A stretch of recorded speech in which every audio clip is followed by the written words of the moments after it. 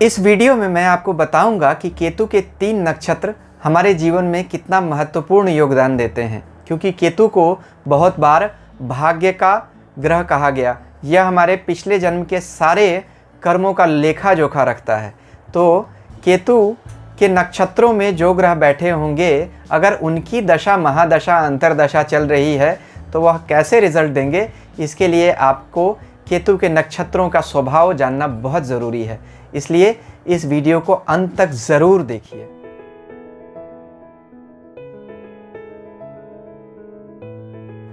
ओम नमः शिवाय। मैं अंशुमान अपने चैनल में आप सभी मित्रों का स्वागत करता हूं। कृपया हमारे चैनल को सब्सक्राइब कीजिए और सब्सक्रिप्शन बटन के साथ लगी घंटी को ज़रूर दबा दीजिए। वैदिक ज्योतिष में 9 ग्रह और 27 नक्षत्र कहे गए, तो हर ग्रह को 3 नक्षत्रों पर अधिकार दिया गया। इसी तरह केतु को भी 3 नक्षत्र मिले, अश्विनी, मघा और मूल। यह 3 नक्षत्र हमारे जीवन में बहुत ही महत्वपूर्ण स्थान रखते हैं, क्योंकि मैंने जैसे शुरू में कहा, केतु हमारे कर्मों का लेखा जोखा रखता है। तो उनके कर्मों के परिणाम कौन देगा? केतु के यह नक्षत्र ही तो देंगे। केतु अगर अपने नक्षत्रों में बैठा होगा, या जो भी ग्रह केतु के नक्षत्रों में बैठे होंगे, वह भाग्य के ग्रह बन जाएंगे। जब उनकी महादशा या अंतरदशा आ जाएगी, या जब वह गोचर में किसी खास जगह से गुजरेंगे, तो याद रखिए वह परिणाम देंगे ही देंगे। और केतु दृढ़ भाग्य बताता है, यानी भाग्य का वह हिस्सा जिसको बदलना बहुत मुश्किल है, जिसको सिर्फ ईश्वर ही बदलें तो बदलें। इसीलिए केतु के उपाय जल्दी मिलते नहीं हैं। तो केतु के इन नक्षत्रों के बारे में जानना बहुत ज़रूरी है, अगर आपको अपनी जन्म कुंडली के बारे में समझना है तो। अब मैं हमेशा कहता हूँ कि राहु और केतु को अलग अलग कर कर मत समझिए। राहु में थोड़ा सा केतु है और केतु में थोड़ा सा राहु ज़रूर है। राहु जहाँ एक्सपेंशन को दिखाता है, वहीं केतु कॉन्ट्रैक्शन को दिखाता है। एक ही शरीर के 2 हिस्से हैं, लेकिन स्वभाव में ज़मीन आसमान का दोनों का अंतर है। राहु को जहाँ तमस का ग्रह कहा गया, वहीं केतु को मोक्ष का ग्रह कह दिया गया। तो यह बड़ी ही अद्भुत बात है। लेकिन राहु और केतु एक दूसरे से मिले हुए ज़रूर रहते हैं। राहु को देखिए, जहाँ प्लैनेट ऑफ एक्शन कहा गया, मैटेरियलिज्म का प्लैनेट, सांसारिकता का प्लैनेट, वहीं केतु को प्लैनेट ऑफ विड्रॉल कहा गया, स्पिरिचुअलिटी के प्लैनेट, आध्यात्मिकता का ग्रह। गीता में भगवान श्री कृष्ण कहते हैं कि 2 मार्ग हैं इस दुनिया में रहने के, प्रवृत्ति मार्ग और निवृत्ति मार्ग, यानी path of action and path of renunciation. तो केतु वह संन्यास का मार्ग दिखाता है, जिसे हम रिनंसिएशन का पाथ कहते हैं। राहु माया है और केतु मोक्ष है। क्यों? क्योंकि राहु सिर्फ असंतोष है, जमा करते जाने की हमारी इच्छा। कारण राहु सिर्फ सर है, उसके पास धड़ नहीं है। तो जिसके पास सोचिए सिर्फ सर होगा, उसका नीचे का हिस्सा ही नहीं हो, उसमें कितनी बेचैनी होगी। वहीं केतु सिर्फ धड़ है, उसके पास सर नहीं है, इसलिए वह देख ही नहीं सकता। उसके पास कोई भी फैकल्टी नहीं है जिससे वह चीज़ों को महसूस करे। आँख नहीं, कान नहीं, नाक नहीं, मुंह नहीं, कुछ भी नहीं, ज़बान नहीं। तो कैसे वह चीज़ों को अनुभव करेगा? इसीलिए केतु को मन का ग्रह कहा गया, हृदय का ग्रह कहा गया। केतु चूँकि देख नहीं सकता, तो जो उसका हाथ पकड़ता है बस उसके साथ ही चल देता है। तो इसीलिए केतु को प्लैनेट ऑफ बोथ एक्सट्रीम्स कहा गया, यानी कि अगर अच्छा हो तो बहुत अच्छा। अगर गुरु ने केतु का हाथ पकड़ लिया, यानी कुंडली में केतु और गुरु साथ मिल गए, या गुरु ने केतु को देख लिया दृष्टि द्वारा, तो समझ लीजिए कि केतु आपको मोक्ष तक ले जाएगा, यानी कि बहुत अच्छी टेंडेंसीज देगा। वहीं अगर शनि और मंगल ने देख लिया, तो फिर आपको देखिए शनि केतु और मंगल केतु की युति एक तरह से ज्वालामुखी योग, पिशाच योग बनाती है। व्यक्ति में बड़ी हड़बड़ी हो जाती है। ऐसे लोग तुरंत कोई भी काम करने लग जाते हैं। इसीलिए अगर ऐसे लोगों को कोई नशा लग जाए तो छूटेगा नहीं। यह आदत दिखाता है। केतु आदत का ग्रह है, नशा है। अब वो नशा चाहे शराब का लग जाए या ईश्वर का लग जाए। मंगल शनि के साथ होगा तो शराब का नशा देगा, गुरु के साथ मिल जाए तो ईश्वर का नशा दे देगा। इसीलिए केतु को ध्यान से देखिए किसके साथ बैठा हुआ है, यह बहुत ज़रूरी है। देखिए, राहु और केतु मैं सबसे ज़्यादा प्रभावशाली ग्रह मानता हूँ। क्यों? क्योंकि यह तो सूर्य और चंद्रमा को भी ग्रहण लगा देते हैं। जिस सूर्य के पास बाकी ग्रह बहुत नज़दीक जाने से डरते हैं कि वो जल जाएंगे, अस्त हो जाएंगे, राहु जाकर उसको ग्रहण लगा देता है, केतु भी। राहु बोलता है मेरे पास तो शरीर ही नहीं है, मुझे क्या जलाओगे। इसीलिए राहु केतु बहुत ज़्यादा उग्र ग्रह हैं। यह जब देने पर आए तो जितना दे दें शायद ही कोई दे सके, लेने पर आए तो जितना ले लें शायद ही कोई ले सके। लेकिन इसका मतलब ये नहीं कि राहु केतु सिर्फ बुरे हो सकते हैं। आप देखिए, सूर्य के साथ केतु रमण महर्षि का था, तो रमण महर्षि तो भगवान श्री रमण महर्षि कहा गया। ऐसे लोगों को, दूसरे लोगों को न्याय दिलाने में बहुत भरोसा रखते हैं। सूर्य केतु कॉम्बिनेशन अच्छा भी है, लेकिन अच्छी राशि में हो तब अच्छा है, अच्छे जगह में हो तब। अदरवाइज क्या होगा? सूर्य राहु सूर्य केतु कॉम्बिनेशन, आदमी बहुत ज़्यादा घमंडी हो जाएगा, अपने से बड़ा तो किसी को समझेगा ही नहीं। राहु अपने से बड़ा सूर्य को भी नहीं समझता, जो हमारी आत्मा है, सोलर सिस्टम का सेंटर है, तभी तो जाकर उसको ग्रहण लगा देता है। राहु को यह भी नहीं कि बाकी लोगों को तकलीफ होनी है। राहु सिर्फ अपनी बातों में अपने आप को बड़ा दिखाने में यकीन रखता है, इसीलिए सबसे जो बड़ा है उसको जाकर ढक सकता है। इसलिए राहु में घमंड बहुत ज़्यादा है। वहीं केतु चंद्रमा को ग्रहण लगाता है ज़्यादा। क्यों? चंद्रमा मन है, सोच है। केतु को सोचने से बहुत नफरत है, यह इंस्टिंक्ट का प्लैनेट है, इसीलिए चंद्रमा से केतु की विशेष दुश्मनी होती है। लेकिन इसका मतलब यह नहीं है कि मंगल के साथ, जैसे केतु मैंने कहा ज्वालामुखी योग है, तो हमेशा बुरा होगा। अब देखिए, जो लोग सेना में हैं, क्या जो विस्फोटक के साथ खेलते हैं, जो लोग बॉम्ब स्क्वाड में काम करते हैं, जो देश की सीमाओं की रक्षा करते हैं, क्या उनको गोली तुरंत नहीं चलानी पड़ेगी?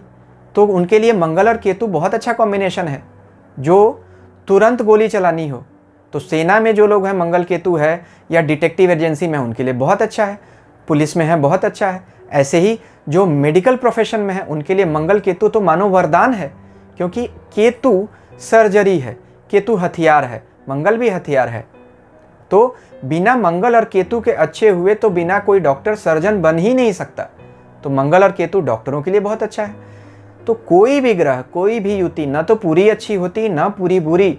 आप अपनी कुंडली में उसको ध्यान से देखिए कि वह क्या परिणाम दे रही है। केतु हमेशा एक्सिलरेट करता है और राहु हमेशा एक्सपैंड करता है। इसलिए मैं राहु को बैलून कहता हूँ, जो फूलता चला जाता है। इसलिए राहु हमेशा कभी रुकता ही नहीं है। जिसकी राहु की दशा चलती है या जो राहु प्रभावित व्यक्ति होता है, वह जमा करते चला जाता है। जो केतु है वो कट करता है, एक्सेलरेट करता है और कट करता है। इसीलिए इसका सिंबल जो है तलवार है। तो केतु कहता है कि ज्ञान रूपी तलवार से मोह को काट दो।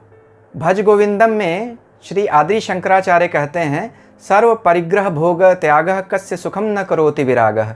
विराग से यानी डिटैचमेंट से कौन सा सुख नहीं हो सकता है, त्याग सबसे बड़ा सुख है।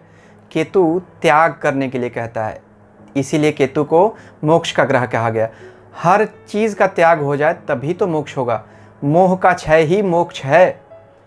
इसलिए राहु मोह है तो केतु मोक्ष है। मोह जब खत्म हो जाएगा, क्षय हो जाएगा उसका, तो मोक्ष मिल जाएगा। तो हम केतु के नक्षत्रों पर चर्चा करते हैं। केतु के 3 नक्षत्र हैं, अश्विनी, मघा और मूल, और इन्हें गंडांत नक्षत्र कहा गया। 27 नक्षत्रों में 6 नक्षत्रों को गंडांत कहा गया। अश्विनी, ज्येष्ठा, आश्लेषा, मघा, मूल और रेवती। इनमें से 3 नक्षत्र बुध के हैं, जो हैं ज्येष्ठा, आश्लेषा और रेवती, और 3 नक्षत्र अश्विनी, मघा और मूल केतु के हैं। तो इन नक्षत्रों को गंडांत क्यों कहा गया? आखिर गंडांत शब्द का मतलब क्या है? बहुत सारे लोग इनको मूल नक्षत्र भी कहते हैं, अशुभ नक्षत्र भी कहते हैं, जो कहते हैं कि इन नक्षत्रों में अगर कोई बच्चा जन्म ले तो उसकी मूल शांति तुरंत करवानी चाहिए। आखिर इसका क्या मतलब है? महर्षि पराशर इस बारे में क्या कहते हैं?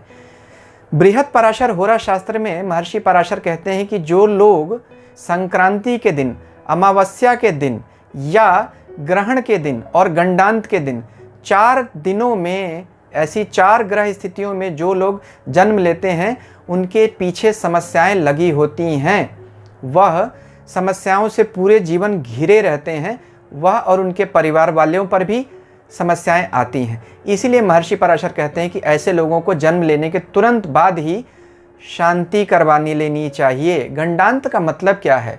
गंड का मतलब संस्कृत में होता है रूखा, रुक्ष, यानी कि रफ।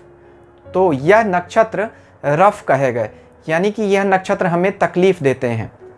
ज्योतिष की दृष्टि से कहें तो ऐसा क्या है इन नक्षत्रों में कि यह नक्षत्र हमें तकलीफ देते हैं? ध्यान से देखिए तो यह नक्षत्र किन राशियों में आते हैं। पहला नक्षत्र जो अश्विनी है, जो गंडांत नक्षत्र है, वो कहाँ से आया? वह मेष राशि का पहला नक्षत्र है। उसके सबसे पीछे वाली राशि कौन सी है? मीन राशि। उसमें रेवती नक्षत्र आता है, वो भी गंडांत नक्षत्र है। तो देखिए, मीन राशि जल तत्व की राशि है और मेष राशि अग्नि तत्व की राशि है। तो आप जब जल से अग्नि में जाएंगे तो क्या होगा? वाटर टू फायर ट्रांजिशन होगा, चेंज ओवर होगा। पानी को आग के साथ मिलाएंगे तो क्या होगा? धुआं निकलेगा, आग बुझ जाएगी। अब अगला गंडांत नक्षत्र देखिए, आश्लेषा और मघा। आश्लेषा नक्षत्र कर्क राशि में आता है और मघा सिंह राशि में। कर्क राशि जल तत्व की राशि है और सिंह राशि अग्नि तत्व की राशि। फिर वही जल तत्व से अग्नि तत्व, फिर वही पानी और आग का मिश्रण, कैसे धुआं नहीं बनेगा। इसी तरह से इन 2 राशियों का चेंज ओवर। अब तीसरा चेंज ओवर, ज्येष्ठा से मूल। ज्येष्ठा नक्षत्र आता है वृश्चिक राशि में और मूल नक्षत्र आता है धनु राशि में। तो फिर वृश्चिक राशि जल तत्व की राशि और धनु राशि अग्नि तत्व की राशि। फिर वही आग और पानी का कॉम्बिनेशन आ गया, फिर दिक्कत। फिर वही ट्रांजिशन हो गए इन नक्षत्रों के। तो आप ध्यान दीजिए, जब भी ये नक्षत्र बदल रहे हैं तो वहाँ आग और पानी का कॉम्बिनेशन आ रहा है। इसीलिए इन नक्षत्रों को तकलीफ देने वाले नक्षत्र कहे गए, गंडांत नक्षत्र कह दिया गया। सावधान रहिए, इन नक्षत्र वाले लोगों को सावधानी ज़रूर रखनी चाहिए। और भी क्या एक कारण हो सकता है? देखिए, महर्षि पराशर कहते हैं ज्येष्ठा नक्षत्र के स्वामी इंद्र हैं और मूल नक्षत्र के स्वामी राक्षस हैं। अब इंद्र और राक्षसों से ज़्यादा दुश्मनी तो किसी की हो नहीं सकती है। इसलिए ज्येष्ठा और मूल का जो गंडांत है वह सबसे खतरनाक गंडांत है, सबसे मुश्किल और भीषण परिणाम देने वाला गंडांत है। इसलिए मूल नक्षत्र और ज्येष्ठा नक्षत्र ज़्यादा तकलीफ देने वाले और बुरे भी कभी कभी कह दिया गया, इनको माने गए। साथ में ये भी देखिए कि 3 नक्षत्र बुध की राशि में आते हैं और 3 नक्षत्र केतु में। और जब भी ट्रांजिशन हो रहा है तो बुध से केतु का हो रहा है। अब देखिए, बुध लॉजिक का प्लैनेट है, केतु को लॉजिक से बिल्कुल चिढ़ है, क्योंकि केतु के पास सर नहीं है तो सोचेगा कैसे। तो इसलिए बुध से केतु की बड़ी दुश्मनी है। यह भी एक कारण है कि यह नक्षत्रों का ट्रांजिशन बुरा माना जाता है या ट्रबलसम है या तकलीफ कारक है। तो केतु का पहला नक्षत्र अश्विनी नक्षत्र है। अश्विनी नक्षत्र के देवता अश्विनी कुमार हैं। यह अश्विनी कुमार कौन है? ऋग्वेद प्रथम मंडल 3 सूक्त कहता है, अश्विना यज्वरिषो द्रवत्पाणी शुभस्पतिम पूर्वभुजा चनस्यतम। हे अश्विनी कुमारों, शीघ्रगामी घुड़सवारों, परम ऐश्वर्यशाली यज्ञ की आहुति का भोग करें। ऋग्वेद में कम से कम 300 जगहों से ज़्यादा इन अश्विनी कुमारों का जिक्र आता है। यानी यह अश्विनी कुमार वैदिक समय के बहुत बड़े देवता माने गए। कौन है ये अश्विनी कुमार और कौन है यह अश्विनी नक्षत्र? अश्विनी कुमार जो अश्विनी नक्षत्र के देवता हैं, यह सूर्य भगवान के पुत्र हैं। सूर्य भगवान और इनकी माँ का नाम संजना है। इनका मुंह घोड़े जैसा है और बाकी शरीर दिव्य देवताओं की तरह है। आखिर इनका मुंह घोड़े की तरह क्यों है? क्योंकि सूर्य और संजना जब विहार कर रहे थे, जब इन 2 अश्विनी कुमारों का जन्म हुआ, उस समय सूर्य और संजना घोड़े के स्वरूप में ही थे, इसलिए इनका शरीर घोड़े का। भगवान सूर्य हमें जीवन देते हैं, इसीलिए उनके दोनों पुत्र भी जीवन देने वाले हुए। तो देवताओं ने दोनों अश्विनी कुमारों को अपना वैद्य बनाया, यानी कि आयुर्वेद के जनक भी कहे गए हैं। अश्विनी कुमार आयुर्वेद के आचार्य कहे जाते हैं। च्यवनप्राश जो आयुर्वेद का ही एक सिद्धांत के अनुसार बनाया जाता है, उसको किसने दिया था? च्यवन ऋषि को अश्विनी कुमारों ने ही बताया था। च्यवन ऋषि के नाम पर इस जड़ी बूटी से बनने वाले प्राश का नाम च्यवनप्राश हुआ। तो इससे यह स्पष्ट होता है कि अश्विनी कुमार इंसानों की भलाई करना चाहते हैं। अश्विनी कुमार का शरीर घोड़े का है। घोड़ा गति को दिखाता है, यानी यह नक्षत्र गति का नक्षत्र है। इस नक्षत्र में जो लोग होते हैं वो निडर होते हैं, यानी चंद्रमा अगर किसी का अश्विनी नक्षत्र में हो तो ऐसे ही लोगों को तो कहा जाएगा कि वो अश्विनी नक्षत्र के हैं। तो ऐसे लोग बहुत ही निडर और चपल होते हैं। यह उन सारे कामों में बहुत आगे होते हैं जिनमें गति और बदलाव की बहुत ज़रूरत होती है। इसीलिए सारे ट्रैवल इंडस्ट्री से जुड़े हुए काम अश्विनी नक्षत्र के लोगों को बहुत सूट करते हैं। मेरा भी चंद्रमा अश्विनी नक्षत्र में है, इसीलिए मैं एविएशन में हूँ। I am a flight engineer, I work for an airline.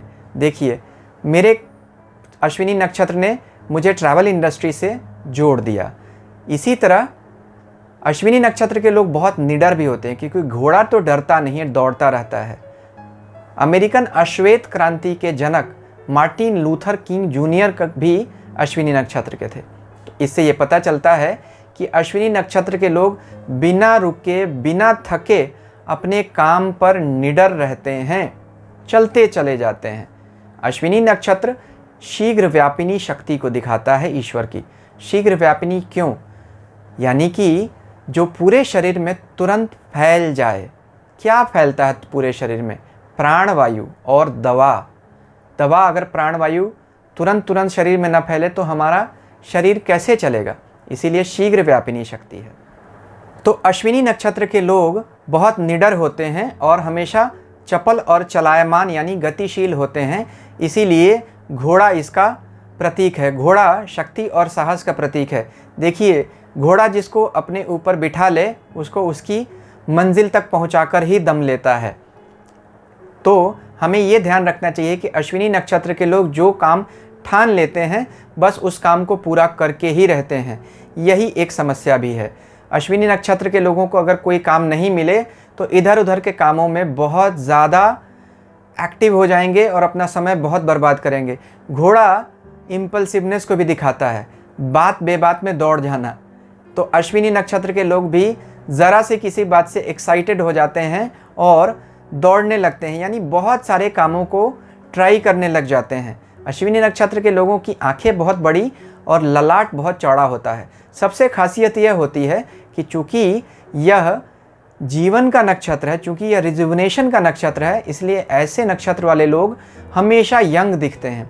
बढ़ी हुई उम्र में भी कम उम्र के दिखते हैं। यह इनकी सबसे बड़ी खासियत होती है। इनको देखकर इनकी उम्र का अंदाज़ा लगाना मुश्किल होता है।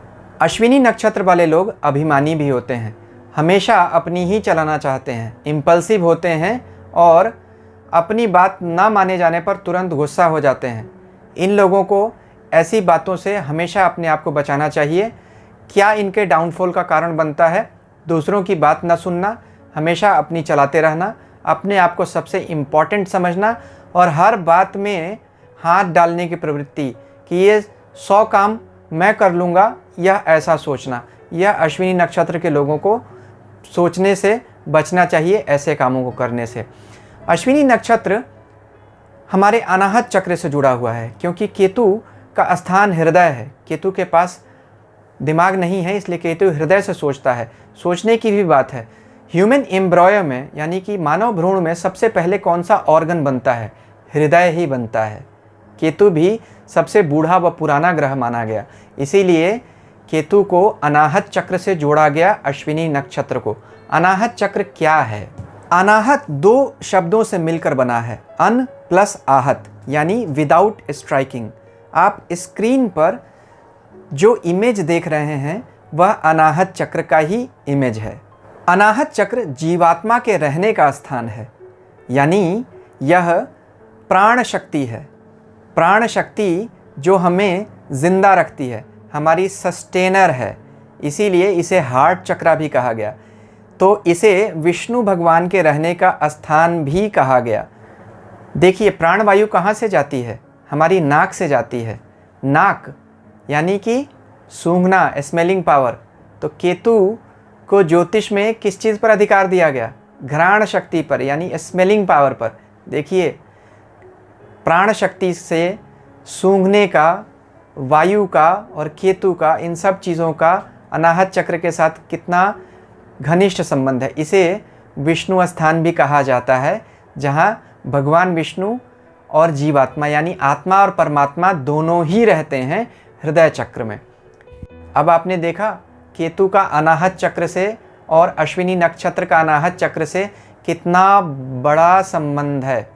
इस बात से आप यह भी समझिए कि जो भी ग्रह केतु के इस नक्षत्र में बैठे हों, अगर उनकी दशा चल रही है तो आपको अनाहत चक्र के बीज मंत्र यानी यम का जप करना चाहिए और भगवान विष्णु की आराधना करनी चाहिए। तो अनाहत चक्र सुधरेगा, अश्विनी नक्षत्र अच्छा रिजल्ट देगा और जिस ग्रह की दशा चल रही है वह भी सुधर जाएगा। यह बहुत बड़े उपाय हैं, इनको आप छोटा उपाय बिल्कुल न समझें। यहीं अनाहत चक्र में ही विष्णु ग्रंथि होती है, जो हमें ऊपर के चक्रों तक जाने से रोकती है। यानी जैसा चल रहा है वैसा चलते देते रहने की इच्छा, गुरु बने रहने की इच्छा, पालन करते रहने की इच्छा, किसी चीज़ को कभी नष्ट न किया जाए, ज्ञान के अगले स्तरों तक न पहुंचा जाए, यह विष्णु ग्रंथि रोकती है हमें आगे बढ़ने से। तो केतु इसीलिए गंडांत कहा गया। गंड यानी कि जहाँ बंधन है, तो यह एक तरह का बंधन दिखाता है। 3 ग्रंथियाँ होती हैं, रुद्र ग्रंथि, विष्णु ग्रंथि और ब्रह्म ग्रंथि। आगे दोनों ग्रंथियों के बारे में अगले नक्षत्रों में बताता हूं। केतु का अगला नक्षत्र है मघा नक्षत्र। मघा का मतलब होता है परिपूर्ण, भरपूर्ण, बाउंटीफुल, यानी कि यह नक्षत्र हमें बहुत कुछ दे सकता है। यही तो इसकी खासियत है। इस नक्षत्र का सिंबल क्या है? राज सिंहासन, पालकी, यानी सम्मान को दिलाने वाला नक्षत्र है। कौन सी राशि में आता है यह नक्षत्र? यह नक्षत्र सूर्य द्वारा संचालित सिंह राशि में आता है। तो सूर्य क्या है? राजा है। इसीलिए मघा नक्षत्र राजगद्दी दिला सकता है। केतु का नक्षत्र है। केतु हालांकि मोक्ष का ग्रह है, लेकिन केतु का यह नक्षत्र हमें दुनियादारी में भी आगे बढ़ा सकता है, शक्ति देता है, हमें साहस देता है और हमें अधिकार। इस मघा नक्षत्र की चर्चा महाभारत में भी आती है। महाभारत भीष्म पर्व में लिखा है कि मंगल अगर मघा नक्षत्र में आए तो विश्व में उत्पात होते हैं। महाभारत अनुशासन पर्व में लिखा है कि चंद्रमा अगर मघा नक्षत्र में जाए तो पितरों को तर्पण व श्राद्ध देने से व्यक्ति को राज्य मिलता है, यानी अधिकार की प्राप्ति होती है। तो मघा नक्षत्र बहुत इंपॉर्टेंट नक्षत्र है। देखिए, सारे वेदों में और सारे पुराणों में भी इन नक्षत्रों की चर्चा होती है। नक्षत्रों पर ही हमारा ज्योतिष आधारित है। जो लोग कहते हैं हम ज्योतिष को तो नहीं मानते, वेद पुराणों को मानते हैं, तो फिर तो उन्हें वेद पुराणों को भी नकारना ही पड़ेगा। ध्यान रखिए इस बात। तो मघा नक्षत्र हमें अधिकार दिलाता है, राजा बना सकता है, यही तो इसकी खासियत है। तो जो ग्रह मघा नक्षत्र में होंगे, अगर उनकी दशा आ जाए और वो ग्रह भी अच्छे हों, तो यह जानिए उस दौरान हमें ज़रूर बड़ा अधिकार मिलेगा। नौकरी में प्रमोशन होगा, बिजनेस में डेवलपमेंट होगा, अगर कोई नेता होगा तो उसको मंत्री पद भी मिल सकता है। तो यह नक्षत्र बहुत ही अच्छा होता है। इस नक्षत्र के साथ समस्या क्या है? मघा नक्षत्र चूँकि रॉयल नक्षत्र है, इसलिए ऐसे लोगों को गुस्सा बहुत आता है। काफ़ी जल्दी ये लोग क्रोधित हो जाते हैं, बहुत जल्दी किसी भी बात से चिढ़ जाते हैं, क्योंकि इनमें ईगो बहुत हाई होता है। सूर्य वैसे भी ईगो का प्लैनेट होता है। इसलिए इस नक्षत्र वाले लोगों को हमेशा इस बात की सावधानी रखनी चाहिए कि वह घमंड से दूर रहें। अदरवाइज़ ऐसे लोग अपना नुकसान खुद ही करने लगते हैं। अगर आप देखें कुंडलिनी के स्तर पर, तो मघा नक्षत्र हमारे आज्ञा चक्र को रिप्रेजेंट करता है, जहाँ की हमारी कुंडलिनी के ईड़ा और पिंगला दोनों नाड़ियाँ आकर और सुषुम्ना नाड़ी यहाँ मर्ज होती हैं, इसलिए इसको गुरु चक्र कहा गया, आज्ञा चक्र को कहा गया। मघा नक्षत्र का यही स्थान है। इस जगह के देवता शिवजी हैं, रुद्र हैं, इसीलिए यहाँ पर रुद्र ग्रंथि बनती है। रुद्र ग्रंथि क्या होती है? यहीं अष्ट सिद्धियाँ होती हैं। अष्ट सिद्धियों को पार करके ही सहस्त्रार तक जाते हैं, जहाँ परम पिता का स्थान है। तो रुद्र ग्रंथि हमें बोलती है, नहीं, सिद्धियों में ही अटके रहो। अणिमा, महिमा, लघिमा, प्राकम्य आदि जो 8 सिद्धियां हैं, जिनका हनुमान चालीसा में भी वर्णन आता है, अष्ट सिद्धि नवनिधि के दाता, वह सारी सिद्धियां यह आज्ञा चक्र जागृत होने से हमें मिलने लगती हैं। तो मघा नक्षत्र इसीलिए शक्ति का नक्षत्र कहा गया, क्योंकि यहाँ शक्ति जागृत हो जाती है। यहाँ अगर कोई आध्यात्मिक व्यक्ति है, जैसे केतु तो आध्यात्म का प्लैनेट है, अगर यह नक्षत्र आपका जागृत हो गया तो आपके अंदर सिद्धियां आने लगती हैं। गुरु चक्र कहा गया इसको। टेलीपैथिक है कांटेक्ट। गुरु किसी से दूर से कैसे कांटेक्ट करते हैं? 3 तरह की वाणी कही गई, वैखरी, पश्यंती और मध्यमा। इसीलिए इसको थर्ड आई कहा गया, तीसरी आँख, सिक्स्थ सेंस भी कहा गया। यहीं भगवान शिव की तीसरी आँख भी यहीं होती है। तो यह गुरु का स्थान है, शिव ही आदि गुरु हैं। तो बृहस्पति केतु का जब हाथ पकड़ लेता है तो गुरु चेले को ईश्वर के पास पहुंचा सकता है। इसलिए मघा नक्षत्र बहुत ही इम्पॉर्टेंट नक्षत्र है in the scheme of evolution of consciousness. इस नक्षत्र पर बहुत ज़्यादा ध्यान दें। देखिए आपका कौन सा ग्रह मघा नक्षत्र में है, वह नक्षत्र और वह ग्रह आपकी आत्मा को बहुत ऊंचाई दे सकता है। यह इसकी सबसे बड़ी खासियत है। अगर इस नक्षत्र में बैठा हुआ ग्रह तकलीफ दे तो हमें क्या करना चाहिए? तो हमें गुरु की आराधना करनी चाहिए, अपने गुरु मंत्र का जप करना चाहिए, शिव की आराधना करनी चाहिए। यहाँ का बीज मंत्र ओम है, ओम का जप करना चाहिए। तो ऐसे ग्रह अपनी महादशा अंतरदशा में बुरा रिजल्ट देना बंद कर देते हैं। जिसका यह नक्षत्र एक्टिव होता है और यह आज्ञा चक्र जगा होता है, वह सिद्ध हो जाता है। ऐसे ही लोग किसी को आशीर्वाद देकर उनके भाग्य में भी हेर फेर कर सकते हैं। वस्तुतः देखिए तो कोई किसी का भाग्य बदल नहीं सकता है, लेकिन सिद्ध महात्मा ट्रांसफ़र ऑफ कर्मा ज़रूर करते हैं। यानी अगर कोई किसी को आशीर्वाद दे रहा है तो उसके बुरे कर्मों को अपने ऊपर ले रहा है और अपने तप का फल उसको दे रहा है। इसीलिए सिद्ध महात्मा अपने ऊपर दूसरों का कष्ट लेकर उनके कष्ट हरते हैं। इसका लॉजिक यही है। यही गुरु चक्र, आज्ञा चक्र, रुद्र चक्र जिसका जग जाता है, यही मघा नक्षत्र जिसका एक्टिव हो जाता है, वह बहुत सारी शक्तियों का मालिक बन जाता है। हमेशा केसर और चंदन का तिलक करें।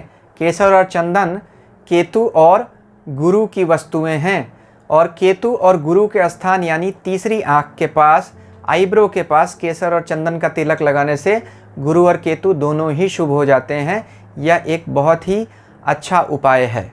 मैं इसलिए मघा नक्षत्र को ज्ञान योग का नक्षत्र कहता हूँ, सब कुछ जानना। जैसे मैंने अश्विनी नक्षत्र को भक्ति योग का नक्षत्र कहता हूँ, क्योंकि अश्विनी नक्षत्र अनाहत चक्र का नक्षत्र है, जो विष्णु चक्र है। विष्णु भक्ति स्वरूप हैं और रुद्र ज्ञान स्वरूप हैं, इसलिए मघा नक्षत्र ज्ञान का नक्षत्र है। अगले नक्षत्र मूल नक्षत्र पर बात करते हैं। मूल, मूल क्या होता है? मूल मतलब होता है बेस। मूल नक्षत्र कहाँ होगा, कहाँ होना चाहिए? मूल नक्षत्र हमारी कुंडलिनी के सबसे नीचे वाले चक्र में होना चाहिए, मूलाधार चक्र में। मूलाधार चक्र जहाँ कहा जाता है कि कुंडलिनी शक्ति के रूप में देवी पार्वती विश्राम कर रही हैं और उन्हें कोई नहीं जगा सकता है। इसीलिए तो गणेश जी मूल नक्षत्र के देवता कहे गए। गणेश जी ही तो रोकते हैं किसी को माता पार्वती को जगाने से। पार्वती ने गणेश जी की रचना ही इसीलिए की थी। यह कुंडलिनी शक्ति का बहुत बड़ा सच है, जो नक्षत्रों से जोड़कर आपको मैं बता रहा हूँ। जिसका मूल नक्षत्र हो, अगर वह मूलाधार चक्र पर अपनी शक्ति को केंद्रित करे या अपने ध्यान को केंद्रित करे, तो वह अपने मूलाधार चक्र को बहुत जल्दी जागृत कर सकता है। इसका बीज मंत्र है लम। तो याद रखिए, अगर आपका कोई भी ग्रह मूल नक्षत्र में है, उसकी दशा अंतरदशा चल रही है, आपको तकलीफ दे रहा है, तो मूल नक्षत्र के देवता गणेश जी की आराधना करें और लम बीज मंत्र का जप कर सकते हैं। मूल आधार, मूलाधार, मूल प्रकृति शास्त्र कहते हैं मूल प्रकृति के रूप में ईश्वर ही विराजमान है मूलाधार चक्र में, इसीलिए तो वहाँ हमारे पूर्व जन्मों की सारी स्मृतियाँ सुरक्षित हैं। वह चक्र जग जाए तो हमारे सारे कष्ट धीरे धीरे दूर होने लगते हैं। हम मूल भावनाओं से, यानी कि खाना पीना सोना, सिर्फ इन्हीं मानवीय भावनाओं से ऊपर उठकर दैवीय भावनाओं के ऊपर जाने लगते हैं। तो मूलाधार चक्र हमारे कॉन्शसनेस के बेस को रिप्रेजेंट करता है। मूलाधार के देवता ब्रह्मा जी हैं। ब्रह्मा जी यानी सृष्टि करने की इच्छा रखने वाले देवता, इसीलिए मूलाधार को सृष्टि का कारण माना गया। तो ब्रह्म ग्रंथि क्या बोलती है? सृष्टि करते चले जाओ, उससे आगे ऊपर मत देखो। तो केतु का यह नक्षत्र, यह गंडांत हमें अपने सिर्फ खाने पीने सोने और संतान उत्पन्न करने की इच्छा से ऊपर जाने से रोकता है, जो बेसिक ह्यूमन इम्पल्सेस हैं, या बेसिक एनिमल इम्पल्सेस भी बोल सकते हैं। तो इसलिए केतु यहाँ पर मूलाधार में एक गांठ बना कर रखता है। तो मूल नक्षत्र भी एक गंडांत नक्षत्र में मानता हूँ। यह नक्षत्र कर्म योग है, कर्म का नक्षत्र है। क्यों? काम करते जाना। ब्रह्मा जी क्या करते हैं? काम करते रहते हैं, हमेशा सृष्टि की रचना करते रहते हैं। इसी तरह जिन लोगों का जो भी ग्रह मूल नक्षत्र में होगा वह बहुत ज़्यादा एक्टिविटी को दिखाएगा, राजसिक प्रवृत्ति, यानी कि सांसारिक इच्छाओं को। मूल वैसे भी ओरिजिनेट को बोलते हैं, बेस को बोलते हैं, किसी चीज़ को पैदा करने को बोलते हैं। मूल नक्षत्र में जो ग्रह आपका बैठा है, ध्यान दीजिए, वह आपको बहुत दौड़ाएगा। उसकी दशा में सांसारिक प्रवृत्ति तो आपकी बहुत होगी, सांसारिक उन्नति भी बहुत देगा अगर आपका मूल नक्षत्र और उसमें बैठा ग्रह अच्छा है। मूल नक्षत्र के देवता गणेश जी हैं। गणेश जी की सबसे बड़ी खासियत क्या है? उनकी सूंड देखी है आपने? बहुत लंबी है। सूंड यानी नाक, यानी सूंघने की क्षमता। केतु को किस चीज़ पर अधिकार दिया गया? सूंघने की क्षमता पर। इसीलिए तो केतु का जानवर कौन है? कुत्ता है। सबसे ज़्यादा उसकी सूंघने की ही तो क्षमता होती है। केतु दूर से कोई चीज़ भी देख सकता है। इसीलिए मूल नक्षत्र का जो एनिमल है वो चील है। ऐसे सारे वल्चर्स जो बहुत ऊंचाई पे उड़ते हैं और ज़मीन पर देख सकते हैं। तो मूल नक्षत्र जिसका जागृत होता है वह लोग अपॉर्चुनिटीज़ को बहुत अच्छे से भांप सकते हैं। बहुत दूर भी होंगे, उनके सामने नहीं भी होगा, तब भी उन्हें पता चल जाएगा कि इस क्षेत्र में हाथ डालना है। यह उनकी सबसे बड़ी खासियत होती है। लेकिन मूलाधार तामसिक नक्षत्र भी है, क्योंकि इसकी देवी निरुति हैं, जिनका काम होता है संहार करना। इनको यमराज की बेटी भी कहा जाता है। इसकी एक देवी अलक्ष्मी भी हैं, जो लक्ष्मी जी की बहन है, जो हमारा धन संपत्ति ले लेती हैं। इसीलिए इसको अशुभ नक्षत्र कहा गया, मूल अभुक्त नक्षत्र कहा गया। तो ऐसे नक्षत्र में पैदा होने वाले लोगों को हमेशा ध्यान रखना चाहिए कि धर्म के मार्ग पर चलते रहें। कभी भी निरुति या अलक्ष्मी का हाथ न पकड़ें, ब्रह्मा जी का हाथ पकड़ें, कर्म योग पर भरोसा रखें, गणेश जी की आराधना करते रहें, बीज मंत्र लम का जाप करते रहें। तो यह मूल नक्षत्र आपको बहुत अच्छा रिजल्ट देगा। जो भी ग्रह इस नक्षत्र में बैठा होगा वह आपकी नैया को ज़रूर पार लगाएगा, आपको बहुत कुछ देगा। मैंने जो ये नक्षत्रों और ख़ास तौर पर कुंडलिनी शक्ति के बारे में चर्चा की, उसके लिए मैं आपको बता दूं कि यह 2 पुस्तकें आप ज़रूर पढ़ सकते हैं, कुंडलिनी तंत्रा और हठ योग प्रदीपिका। यह स्वामी सत्यानंद सरस्वती जी ने लिखी और यह स्वामी विष्णु देवानंद सरस्वती जी ने लिखी है, जो ऋषिकेश वाले स्वामी शिवानंद सरस्वती जी के दोनों परमहंस शिष्य हुए। मैं भी इसी योग परंपरा से आता हूँ। योग से ज्योतिष को जोड़िए, देखिए नक्षत्रों से नक्षत्र क्या कहते हैं, और योग के हिसाब से और धर्मशास्त्र से जोड़कर जब आप ज्योतिष को देखेंगे और उपाय भी करेंगे, तो देखिए आप अपने सभी ग्रहों और नक्षत्रों से पूरी तरह से अच्छा रिजल्ट ले सकते हैं। केतु आध्यात्म का मोक्ष का ग्रह है। अगर आपको कुछ लेना ही है केतु के नक्षत्रों से तो मोक्ष मांग लीजिए। हाँ, इतना ज़रूर मांग लीजिए कि संसार में काम चलता रहे, जीवन की गाड़ी भी ठीक से चलती रहे। तो मुझे उम्मीद है कि केतु के इन नक्षत्रों के बारे में जो भी कुछ मैंने आपको बताया आपको पसंद आया होगा। अगले वीडियो में फिर किसी टॉपिक के साथ मिलते हैं। ईश्वर हम सबका कल्याण करें। शांति ओम।